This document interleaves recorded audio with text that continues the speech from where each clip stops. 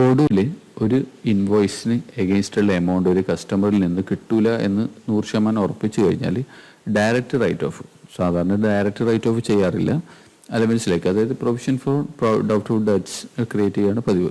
പക്ഷേ ചില കേസുകളിൽ ഡയറക്റ്റ് ബാഡ് ഡെറ്റ്സ് എഴുതാറുണ്ട്, ചില കമ്പനി ഡയറക്റ്റ് ബാഡ് ഡെറ്റ്സ് എഴുതും. അത് അങ്ങനത്തെ കേസിൽ എങ്ങനെയാണ് ബാഡ് ഡെറ്റ്സ് ട്രീറ്റ് ചെയ്യുന്നത്, എങ്ങനെയാണ് എൻട്രി ഇടുക എന്നുള്ളതാണ് ഒടുവിൽ നോക്കുന്നത്. ഇത് വേർഷൻ 16 നോക്കുന്നത്. അതിൽ അക്കൗണ്ടിങ് എടുക്കുക, നമ്മൾ കസ്റ്റമർ ഇൻവോയ്സസ്, ഏത് ഇൻവോയ്സിൻ്റെ പേയ്മെൻറ്റാണ് കിട്ടാത്തത്. ഇപ്പം ഞാൻ കസ്റ്റമർ 1 എന്ന് പറയുന്നത് 25,000 പേയ്മെൻറ്റിൽ ഒരു 5,000 എനിക്ക് കിട്ടില്ല എന്ന് വിചാരിക്കുന്നു. 5,000 ബാഡ് ഡെറ്റ് സെറ്റ് എഴുതേണ്ടത്. ഓക്കെ, അപ്പം നമ്മളെന്ത് ചെയ്യുന്നത്, ആഡ് ക്രെഡിറ്റ് നോട്ട് അടിക്കുക. ആഡ് ക്രെഡിറ്റ് നോട്ടിക്ക് പാർഷ്യൽ റീഫണ്ട് തന്നെ മതി. ഇവിടെ റീസൺ എഴുതുക.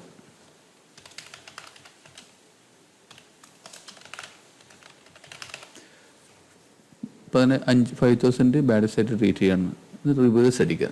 റിവേഴ്സ് അടിക്കുമ്പോൾ ഡ്രാഫ്റ്റിൽ വന്ന് കിടക്കും. ഇവിടെ പ്രൊഡക്ട്സ് സെയിൽസ് എല്ലാം ബാഡ് ഡെറ്റ്സ് എന്ന് പറയുന്ന ലെഡ്ജർ ക്രിയേറ്റ് ചെയ്തിട്ടുള്ള എക്സ്പെൻസ് ലെഡ്ജർ സെലക്ട് ചെയ്യുക. എന്നിട്ട് ഇവിടെ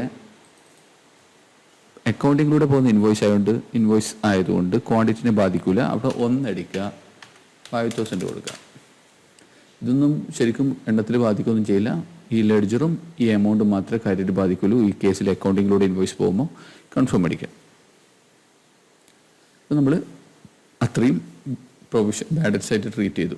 ഇനി നമ്മൾ ഏജ്ഡ് റിസീവബിൾസ് എടുത്ത് നോക്കിക്കഴിഞ്ഞാൽ കസ്റ്റമർ 1ൻ്റെ 20,000 കിട്ടാനുള്ളൂ. ഓക്കെ, 5,000 കട്ടായി പോയിട്ടുണ്ട്. അത് ജസ്റ്റ് ഒന്ന് ഡീറ്റെയിൽ നോക്കിയാൽ നമുക്ക് ഇവിടെ ഇങ്ങനെ കാണാം. ഒരു -5,000 25,000 എങ്ങനെയാണ് എഫക്റ്റ്. ഇനി ഇത് രണ്ടും കൂടെ റിക്കൺസിൽ ചെയ്യണമെങ്കിൽ ജേർണൽ ഐറ്റംസിലേക്ക് എടുത്ത് പോയി കഴിഞ്ഞാൽ ഇത് രണ്ടും ടിക്ക് ചെയ്യുക, ജസ്റ്റ് റിക്കൺസിൽ അടിക്കുക.